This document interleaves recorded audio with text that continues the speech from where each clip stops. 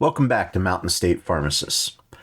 We took some time off over our legislative session, but we're back with some great conversations, including the next one produced by some pharmacy students at the West Virginia University School of Pharmacy.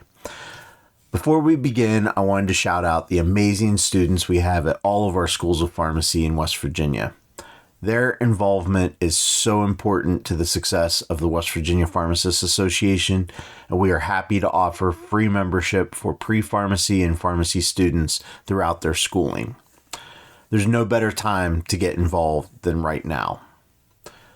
The students of WVU's APhA-ASP chapter are having great conversations with experts around stigma in healthcare, and we could not stop recording, so this will be a multi-episode topic and one worth dedicating substantial time: opioid use disorder.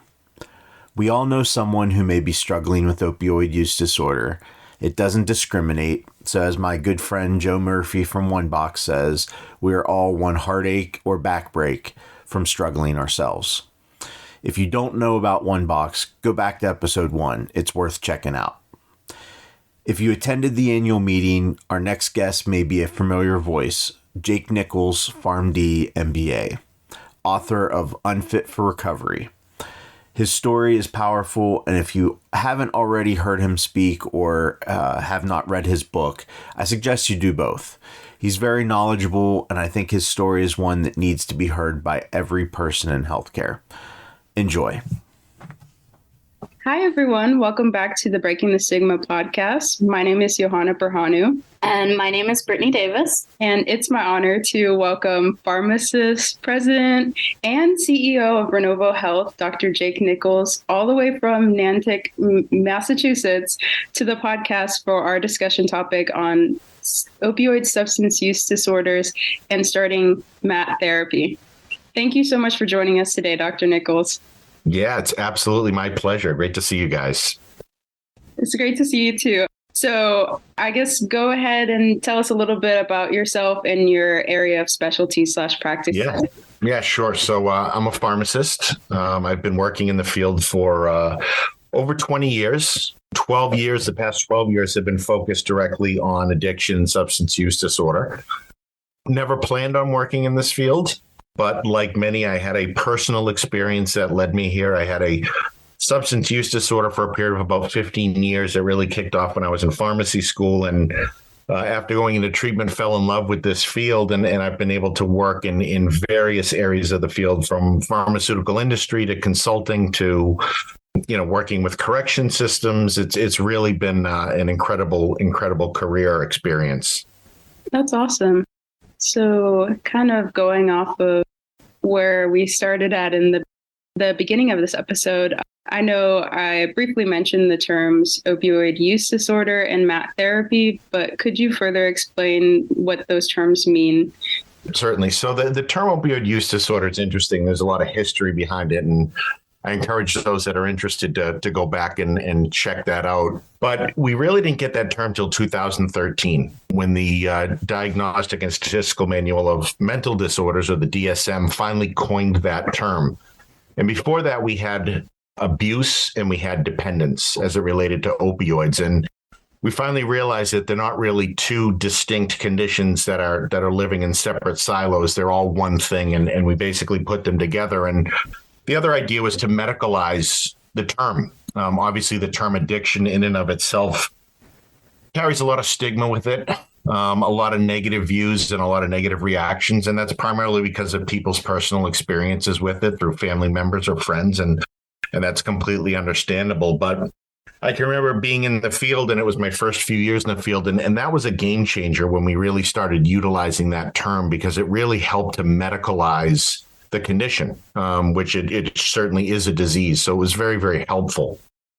It's characterized by a lot of different signs and symptoms, but the real hallmark of the disease is compulsive drug seeking in the face of harmful consequences.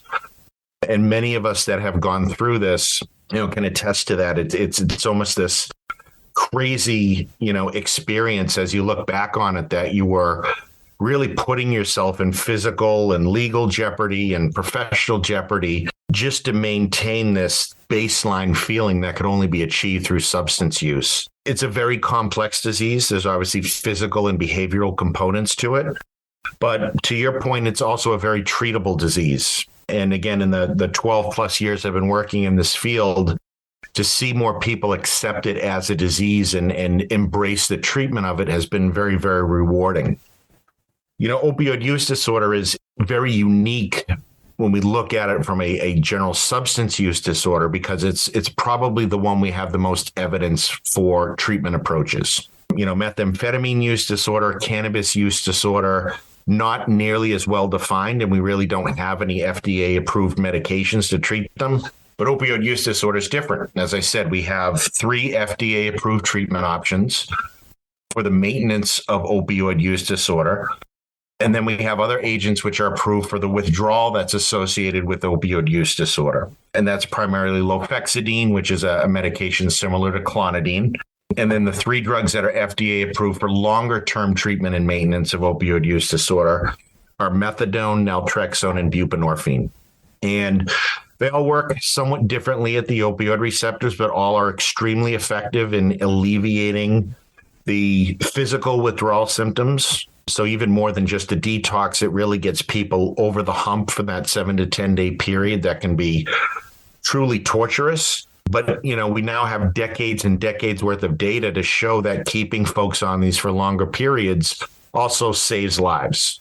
It literally cuts their risk of death by overdose in half. So extremely, extremely effective medications, but we also still have a lot of stigma as it relates to those. And depending upon, what data you look at, probably less than half of treatment programs around this country offer those as a treatment option for opioid use disorder. That is really insightful. And I agree. I think the stigma surrounding it is definitely seems to be a barrier for people. Yeah. So I know you talked a little bit about efficacy in your answer. Of these options, which of the 3 treatments do you feel is the most efficacious? Yeah, that's a great question. And again, one of the reasons I really love this field beyond the personal perspective is it's always evolving. And there's always a lot of discussion and a lot of debate. And, speaking strictly from a clinical standpoint, again, now that we've had decades of comparative data, relating to these treatments, all of them show similar efficacy in the short term. And what I mean by that is the old markers that we used to use to determine if these approaches to treatment were effective were really the only objective markers we had for addiction. And that was usually urine drug screen. So whether somebody had a positive or a negative urine drug screen was a marker for success for treatment. And as we now know, that's a very small part of it. But as time evolved and we started to figure that wasn't as important, we started looking at other markers such as engagement in treatment or how long somebody stays involved in treatment kind of as our primary endpoint. And what we saw was, between methadone and buprenorphine specifically, we don't see a tremendous difference in those outcomes and how well it keeps somebody engaged in treatment. Methadone, just by the way it's set up, meaning somebody having to go to a clinic on a daily, if not weekly basis to get their medication, as opposed to buprenorphine, you could literally go once a month or once every couple of months if you've been on it long enough. By nature, methadone probably retains people in treatment a little bit longer just because, again, the way it's set up. But longer outcomes when you look at buprenorphine and methadone are very similar. With naltrexone, it's a little bit less clear. Some of the earlier data suggested that there was similar efficacy amongst all 3 of these. But more recently, we've had a couple of studies come out which suggested that the benefit in reducing the risk of death related to overdose wasn't as robust with naltrexone as it was with buprenorphine and methadone. So we seem to see some kind of differentiating as again, time has gone on and studies have been published around that really important endpoint of being able to reduce the risk of overdose death. That makes a lot of sense. And I think there is a lot of new literature that is upcoming in kind of talking more about that. but I do see that kind of shift with moving away from naltrexone. Yeah, very much so. Yeah. And the other thing we see a lot in this field, and it's been existent as long as I've worked in it, is we tend to have silos, meaning we have clinicians that believe that buprenorphine is the best option. We have clinicians that believe that methadone is the best option.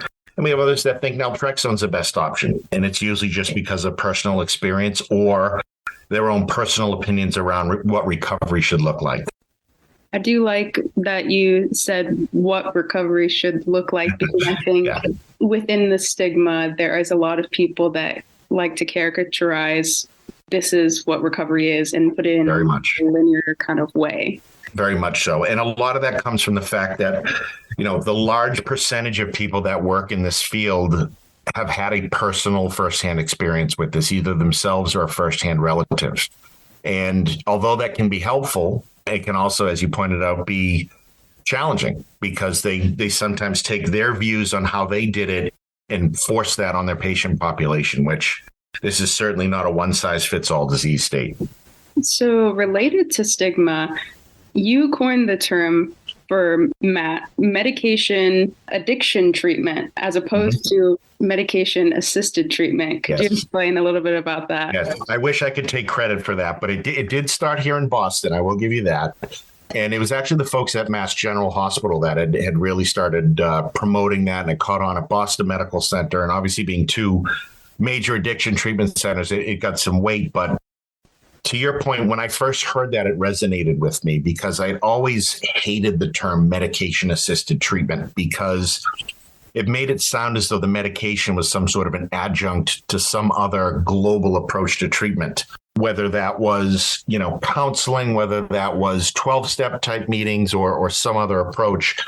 And again, as a pharmacist, it never made sense to me because we don't call insulin medication-assisted treatment for diabetes. Or any other, you can apply that to any other chronic disease state. So again, when they said, the term MAT is out there and it's a very well accepted term, how do we keep that but change it so it makes more sense? And they came up with the term medication for addiction treatment. So I've been using that for probably 7 years now on any presentations I do. And I try to get people to utilize that term because, to your point, I think it takes away some of the stigma that's associated with MAT. Yeah, I definitely agree. When I heard you say it, I was like, that is so good. Like, I've never heard that before. Yeah. Have you registered for the upcoming Federal Compliance Summit on April 16th from noon to 3 p.m.? In this 3-hour virtually delivered live CE event, we will have experts from the Partnership for Safe Medications and USP who will be covering everything you and your pharmacy need to be compliant with DSCSA, USP 795, and USP 797 coming this November. We look forward to seeing you there. Register today at wvpharmacy.org. So we've talked a lot about the science behind the treatment, but there's also a lot of emotional stuff that's happening with patients as they're going through treatment. And you've alluded to your story a little bit and how you've gone through it. I've had the opportunity to hear a bit of your story, both through the APhA's Institute on Substance Use Disorders and WVPA's annual meeting.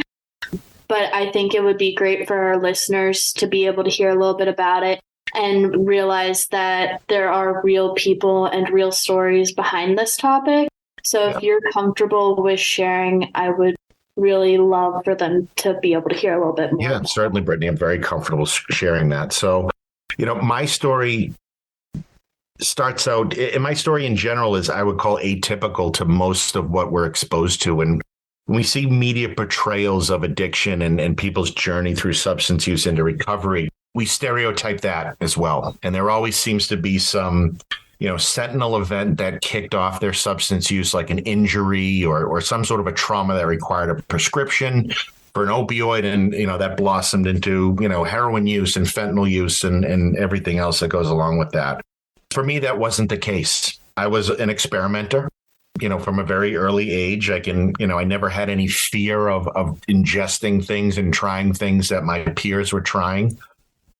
The interesting part of my history too, that's a very prevalent part of anybody's history that's dealt with substance use is family history. Very long and extensive family history of both addiction and behavioral health issues on both sides. Both my father and my mother's family, struggled with this and continue to struggle with it to some degree. And it was something that was never talked about. And again, that's even common today. There's generational, there's ethnic, there's cultural reasons. We just don't talk about these things, and very, very complex. But, my substance use, again, like many that end up with dealing with this, started at a very early age.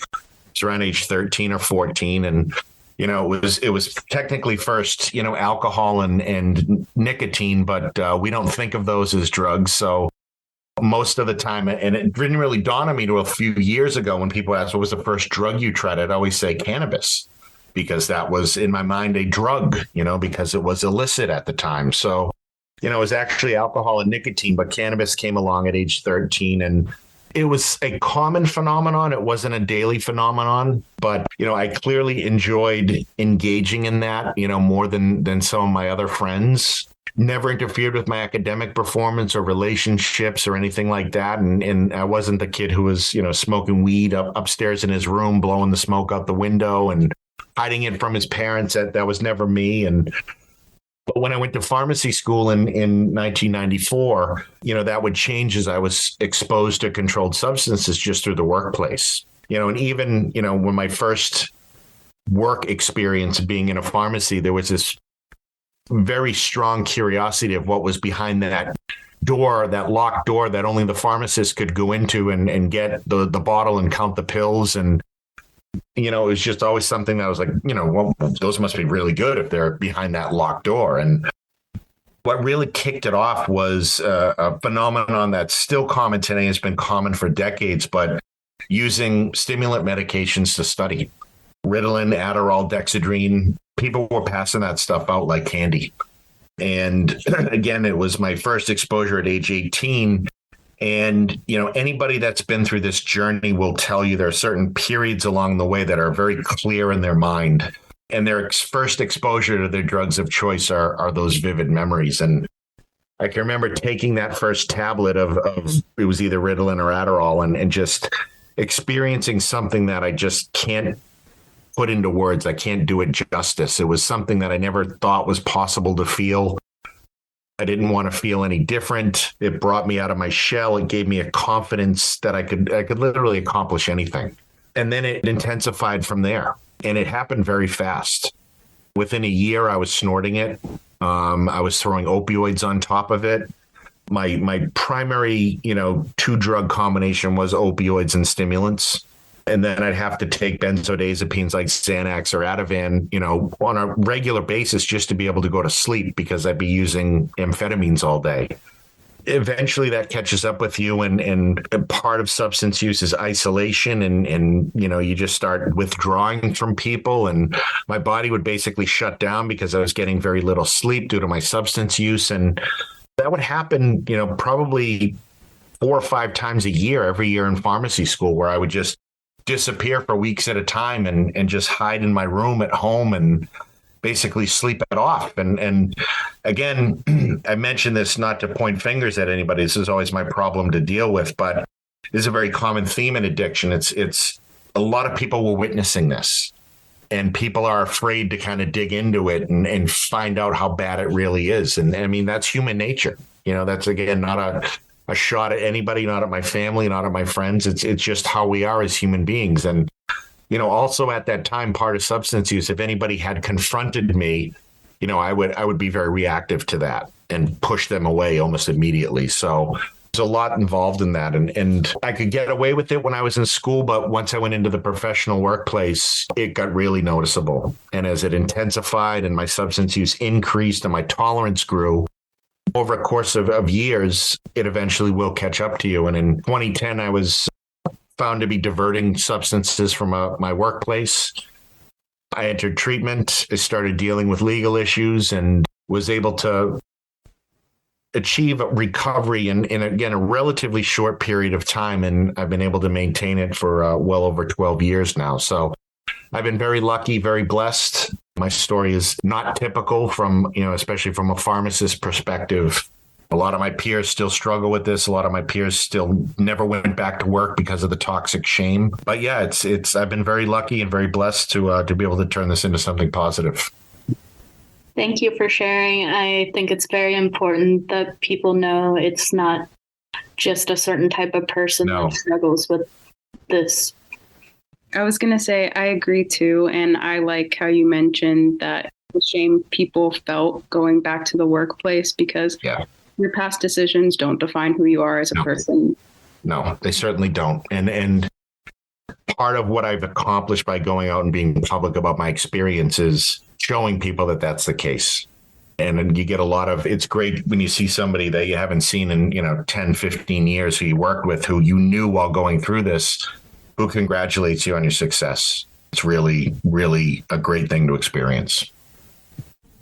And with that, all that being said, how would you say that these experiences have helped you build a platform that's allowed you to help others that are going through similar? Yeah, it obviously gives you a different outlook on it. I'll be very honest. As I was going through this, I was that pharmacist who was very critical of folks that were struggling with substance use, that were, regularly filling controlled substance prescriptions. I was the first one to throw an attitude at those types of folks. And I mean, talk about being hypocritical, having my own problems. And a lot of that was probably a reflection of my own issues. But, as you go through this and you meet the spectrum of people that this affects, and you see that there really is no face of addiction, no pun intended, it's quite sobering to see that.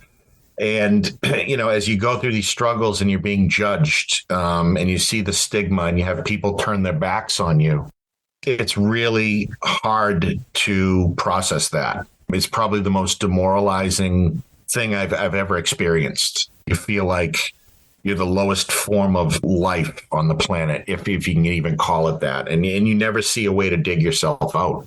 You feel like this is forever stained your life and you're never going to get past it. But once you get some traction, you see that you're able to do that. I personally feel it's my responsibility to share that with others, to be the one who is empathetic to somebody who's in that situation, because I know exactly how it feels. And there's truly no worse feeling in the world. So I try to do that. But again, I've also learned over many years that not everybody's ready for that. Especially early on, you want to help everybody that you possibly can. And very quickly, you realize that you just can't fix everybody. And, you have to accept that. And I've lost a lot of people along the way. And I've had a lot of great successes of people that have, years and years of sobriety now. And I don't take credit for it. It's just the fact that our paths had crossed and I was able to offer some guidance is again, really rewarding. So I know you mentioned Renovo Health. In particular, what does your company do to help those with opioid use disorders have better access to care and treatment? Yeah. So one of the issues that we face in the field is access to care and availability of care. And if you talk to clinicians that don't treat opioid use disorder, or you look at studies even, because they've been done, why physicians or clinicians, prescribers choose not to treat opioid use disorder, a lot of it relates to comfort level and lack of education, just as it does with pharmacists. And myself and my business partner wanted to be able to share that degree of mentorship with others that may not be fully comfortable treating not just opioid use disorder, but SUD in general. And again, there's a lot of data out there, but there's also a lot of gray area. And even those that consider themselves addiction experts are still starving for education around that. So what we're building out currently is basically decision support that helps clinicians treat patients with evidence-based treatment and provides options and explanations as to why we approach care that way. So it's almost an educational EHR to some degree, as you go along. The other piece that's a big part of it, as I kind of alluded to, is when addiction docs treat opioid use disorder, as I mentioned, with MAT, it's a pretty well-defined menu of options. And most of them are quite familiar with it. Where we lose them is when there are other comorbid substance use issues or behavioral addictions. So example, how do you concurrently treat an opioid use disorder with somebody who has a stimulant use disorder and or a gambling disorder? Again, we have medications and counseling approaches that have been shown to have some potential benefit there. So how can we aid them in that? We see the same thing with alcohol use disorder. We have this handful of medications that are FDA approved for alcohol use disorder. We rarely see them used. And that's because people's comfort levels aren't there yet as clinicians. So we're trying to get more people involved in treatment and trying to give them the comfort that they have clinical support behind it. And also the health plans are looking for this. The health plans are struggling with what do they pay for? And they want to pay for evidence-based treatment, but they don't have a very good roadmap on how to do it.